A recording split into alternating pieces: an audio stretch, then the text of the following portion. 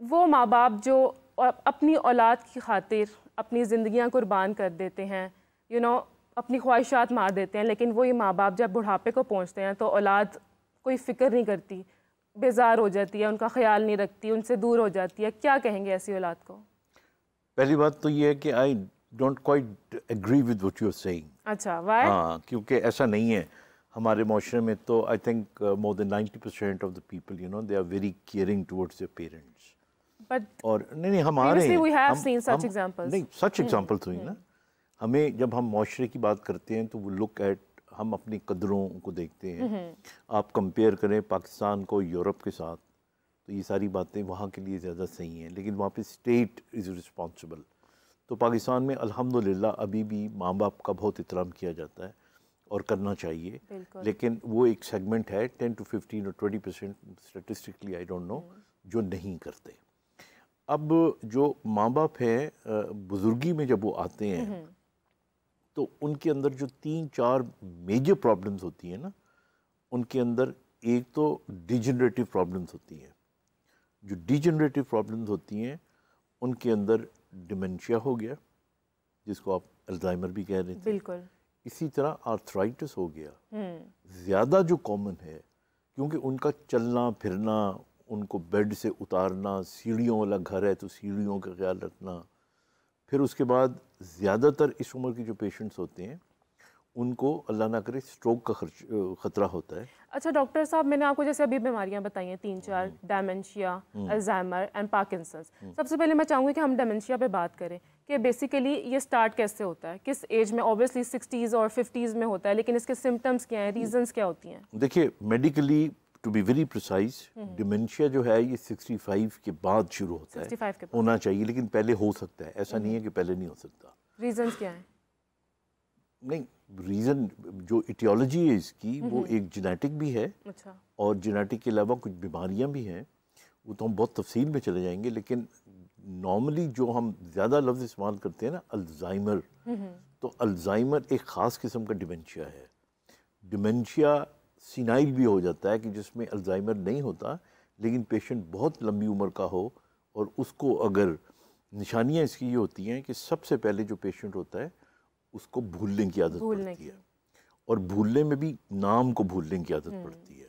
फिर पहचानने का प्रॉब्लम आता है उसको। फिर उसके बाद रास्ता जो उसको होता है, इवन अपने घर में अपने बेडरूम से वॉशरूम तक जाने का जो रास्ता है, ये उसका कम हो जाता है, ये भूल जाता है वो। और घर क्या जब कभी वो बाहर जाते हैं तो घर का, अपने घर का रास्ता भूल जाते हैं, फिर शर्मिंदगी से दोबारा कभी बाहर भी नहीं निकल पाते हैं। हाँ, मतलब ये रास्ते में आ गया। फिर इसके बाद एक और प्रोसेस शुरू हो जाता है कि वो उनकी जो एक हमारी इनहिबिशंस होती हैं ना, मसलन आपने देखा होगा कि लोग बड़ी शाइस्ता मिजाज होते हैं, बड़ी अच्छी गुफ्तगू करते हैं, उनकी जब इनहिबिशंस ख़त्म होती हैं तो इस उम्र में आके बाज़ औक़ात वो बेहुदा गालियाँ देना शुरू कर देते हैं, ऐसी बातें करना शुरू कर देते हैं। अच्छा, फिर उसके बाद हाइजीन इफ़ेक्ट हो जाती है उनकी।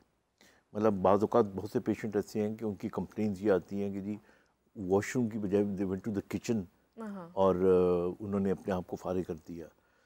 तो ये एक स्टेज आहिस्ता आहिस्ता बढ़ता जाता है, और एंड में जो स्टेज आ जाता है उसके अंदर पेशेंट फिर बिल्कुल ही बेड रिडन हो जाता है और ये आ जाता है। तो this is what, like you said, dementia. जो पार्किंसन है, Parkinson is not very well understood and is not early diagnose. Parkinson में हमारे दिमाग में अभी तक ये बैठा हुआ है कि जो ट्रेमर है उसको हम पार्किंसन कहते हैं, हालांकि ट्रेमर बाद में आती है। हम एक लफ्ज़ इस्तेमाल करते हैं विच इज़ कॉल्ड ब्रेडिकाइनीजिया, यानी पेशेंट स्लो हो जाता है, उसके कदम छोटे हो जाते हैं, उसकी आवाज़ की टोन लो हो जाती है, जब वो चलता है तो थोड़ा सा झुक जाता है। और इन सब से भी पहले जो मैं ऐसा डॉक्टर पूछता हूँ, करवट लेने में उनको प्रॉब्लम होती है। फिर उसके बाद उनकी ट्रेमर आती है, और उनकी जो ट्रेमर होती है, ये बल्कि मैं आपको डेमोन्स्ट्रेट करके बताता हूँ, ये ट्रेमर होती है, ये यूं शिवरिंग, और हाँ, मतलब ये अंगूठा होता है जो यूं कर रहा होता है। अच्छा। बाकी जो ट्रेमर्स होती है ना बुढ़ापे की, वो जैसे पानी पिया या कोई चीज़ पकड़ी तो यूं हाथ गया, ये आम तौर पे पार्किंसन की ट्रेमर नहीं होती।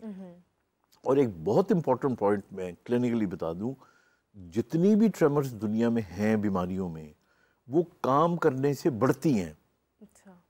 पार्किंसन की ट्रेमर अर्ली स्टेजेस में काम करने से ख़त्म हो जाती है। यानी एक पेशेंट बैठा हुआ यूं यूं कर रहा है, तो जब मैं अपने पेशेंट को कहता हूँ ना मेरी उंगली पकड़ो, जब वो मेरी उंगली पकड़ता है तो ट्रेमर ख़त्म हो जाती है। तो ये एक इसकी बहुत बड़ी निशानी होती है। लाइक आपको अपनी बॉडी को वर्किंग में रखना चाहिए। वर्किंग में आप लेकर आते हो अपनी बॉडी को, तो ट्रेमर कम हो जाती है। ओके। बाकी जो ट्रेमर्स हैं, यानी बुढ़ापे की वजह से हों, सेरिबेलम की वजह से हों, किसी और एसेंशियल बिनाइन ट्रेमर्स हों, वो काम करने से बढ़ जाती है। तो दो तो ये यानी चंद एक very important points to remember. और एक चीज़ जो आपने नहीं पूछी, मैं सिर्फ एक दो लफ्ज़ों में बता दूं, इन सबसे भी बढ़ के जो मृत्यु के पेशेंट्स को प्रॉब्लम्स आ रही होती है ना बुढ़ापे में और माँ बाप को संभालने में, वो आर्थराइटिस है। ओके। आप देखें ना, चलो ये बीमारियां तो हो गई, एक शख्स ने जिस घर में रहता है उसमें उसने चलना फिरना भी है, उसने झुकना भी है, उसने तंदुरुस्त आदमी तो अपना एक गिलास पानी पी भी लेगा ना, सबके यहाँ मुलाजिम तो नहीं होते ना। तो ये हर वक्त का पानी मांगना, हर वक्त का वॉशरूम में जाना, तो सहारा, ये चीज़ें जो हैं ये बहुत ज़्यादा मैटर करती है। बिल्कुल। आमना, इफ़ आई आस्क यू, जो डिमेंशिया के पेशेंट्स होते हैं उनको साइकोलॉजिकल क्या इफ़ेक्ट होता है उनकी अपनी लाइफ पर, उनकी मेंटल हेल्थ पर? जी, एक चीज़ जो डॉक्टर साहब ने बड़ी अच्छी खूबसूरती से बताई, पहले उसमें अगर आपकी इजाज़त तो छोटी सी एडिशन करना चाहूँगी कि ओवरऑल हमारी सोसाइटी में चाहे अल्जाइमर है, डिमेंशिया है या पार्किंसन है, उसकी अंडरस्टैंडिंग जो हमारी जनरल पॉपुलेशन है उसको बिल्कुल भी नहीं है, जिसकी वजह से जो साइकोलॉजिकल प्रॉब्लम्स पेशेंट फील करता है या उसके केयरगिवर फील करते हैं वो बहुत ज़्यादा ह्यूज और इमेंस हो जाते हैं। हमारे यहाँ एक जनरल कॉन्सेप्ट है कि जी ओल्ड एज के साथ हम ये अज्यूम करते हैं कि लोग स्लो हो जाएंगे, लोग इतना ज़्यादा मतलब एक्टिव नहीं रहेंगे, या 60 के बाद हम जैसे कॉमन पंजाबी में डॉक्टर साहब कहते हैं कि ये 17 बतरा गया है या सठिया गया है। ये टर्मिनोलॉजी हम बहुत फ्रीक्वेंटली सुनते हैं ना कि आफ्टर 60 और 70 सठिया गया या 17 बतरा हो गया। तो हम अंडरस्टैंड नहीं करते कि जैसे अच्छा, सिर्फ अपने घर के बुजुर्गों के बारे में नहीं कहा जाता है, हम यूजुअली किसी बाहर वाले को भी देख लें तब भी यही कहा जाता है। जी, बेसिकली एक तो हमारा ओवरऑल कॉन्सेप्ट है कि हम ओल्ड एज पॉपुलेशन को समझते हैं कि ये बहुत ही हमारे लिए अनइम्पॉर्टेंट है, और ऑनेस्टली पाकिस्तान में ये बहुत अंडर यूटिलाइज्ड पॉपुलेशन भी है, क्योंकि हम इसकी इंपॉर्टेंस ही नहीं समझते कि ये हमारे लिए क्या कॉन्ट्रीब्यूशंस दे सकते हैं। इस पर हम लेटर आएंगे कि कैसे दुनिया ने ओल्ड एज पॉपुलेशन को as a very important resource channelise किया है। अगर ब्रीफली बताऊं तो जापान में जैसे ओल्ड एज पॉपुलेशन को वो बच्चों की केयर गिविंग, नर्सिंग और ट्रेनिंग में एज मेंटोर यूज़ करते हैं कि वो बच्चों को आदाब सिखाएं, उनको छोटी छोटी बातों के लिए एजुकेट करें जो पेरेंट्स नहीं कर सकते। और ये एक बहुत सक्सेसफुल मॉडल है जो मुझे लगता है कि पाकिस्तान में ज़रूर आना चाहिए और हमें यूज़ करना चाहिए। Coming towards your question Rabia, जब हम लोग डिफ्रेंशिएट नहीं कर पाते, जो हमारे लेमैन हैं या बहुत सारे हमारे सुनने वालों को भी शायद अंदाज़ा नहीं होगा कि इन तीनों चीज़ों में फ़र्क क्या है, तो इनके साथ एसोसिएटेड प्रॉब्लम्स को भी हम अंडरस्टैंड नहीं कर पाते, जिसका ज़ाहिर है हमारी इंसानी नफ्सियात पे बहुत गहरा असर पड़ता है। सबसे पहले एक लेट्स से हम अगर एक पार्किंसन की ही बात करें, तो पार्किंसन का जो डायग्नोसिस है वो मैंने देखा है कि फैमिली के लिए भी काफ़ी चैलेंजिंग होता है ये डायग्नोस करना, क्योंकि अवेयरनेस नहीं है। और अक्सर मैंने देखा है कि जो जनरल फिजिशियंस या आम हमारे रूटीन में बहुत ऐसे कहते हैं कि प्रैक्टिस में कोई डॉक्टर्स ने एक टाइम पे 100 पेशेंट्स देखने हैं, वो भी इतना टाइम इन्वेस्ट नहीं शायद करते कि वो जल्दी डिडक्ट कर सकें, क्योंकि रिपोर्टिंग फैमिली की इतनी अच्छी नहीं होती। क्या चीज़ें फोकस करने वाली हैं, राइटली जैसे डॉक्टर साहब ने फरमाया, मैं समझती हूँ कि जो स्लो होना है उसके बहुत से फॉर्म्स हैं। जैसे कि राइटिंग अगर कोई करता है तो उसकी राइटिंग आप देखेंगे कि उसकी राइटिंग डिफरेंट हो जाएगी, बहुत वो और तरह से लिखने लग जाएगा, चाल आपकी डिफरेंट हो जाएगी, बहुत स्लो गेट हो जाएगी, बॉडी ऐसी शेकी सी हो जाएगी। और क्या है कि हर इंसान के साथ ऐसा होता है कि बॉडी टू बॉडी मतलब डिफरेंट टाइप्स होती है ना हर इंसान की? नहीं, बिल्कुल होता है। एक तो ओल्ड एज के चेंजेस हैं ना, ये चेंजेस हैं जो अगर आप ऑब्जर्व कर रही हैं, अगर फैमिली इन्वॉल्व है किसी बुजुर्ग के साथ और उनको देख रही है केयरफुली कि उनकी पर्सनालिटी में, उनके बॉडी पॉस्चर्स में, उनकी डेली लिविंग में, फंक्शनिंग में, हाइजीन में क्या चेंजेस आ रहे हैं, तो वो अंडरस्टैंड कर सकते हैं।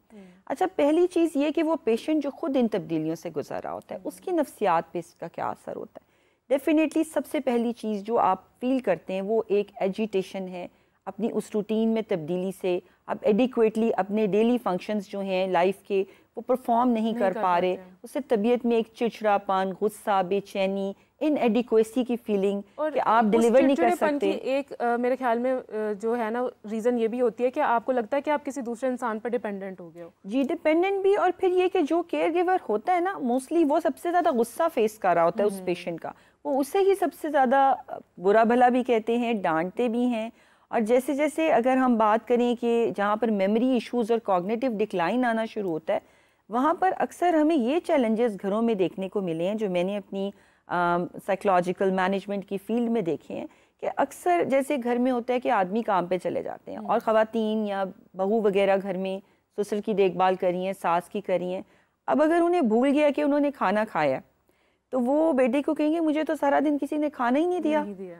और अब ये अंडरस्टैंडिंग करना कि क्या पेरेंट्स झूठ बोल रहे हैं या मेरी बीवी ने खाना नहीं दिया is a very big Discord in certain situations, क्योंकि वो बताना मुश्किल होता है कि जी अभी तो दिया था थोड़ी देर पहले, क्योंकि वो याद नहीं होता। इसके साथ बुढ़ापे में तो मसले चल ही रहे होते हैं बुजुर्गों को, लेकिन जो उनके साथ वाली फैमिली है वो भी बहुत ज़्यादा कहीं ना कहीं इफेक्ट हो रही होती है।